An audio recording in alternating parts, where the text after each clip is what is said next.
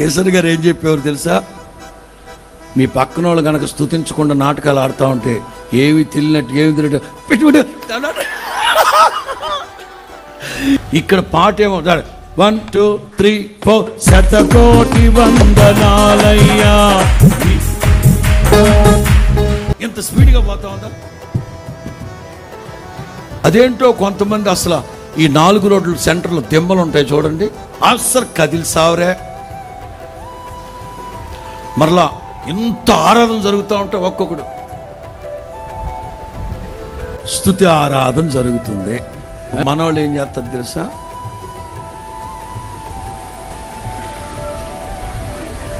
మైమర్చిపోవాలండి సన్నిధిలో. ఎంతమందికి ఉంది చెప్పండి ఈ భాగ్యం? వాక్యం ఏమంటుంది తెలుసా? యెహోవాను బట్టి సంతోషించండి, మీ హృదయ వాంఛలన్నీ తీర్చబడును.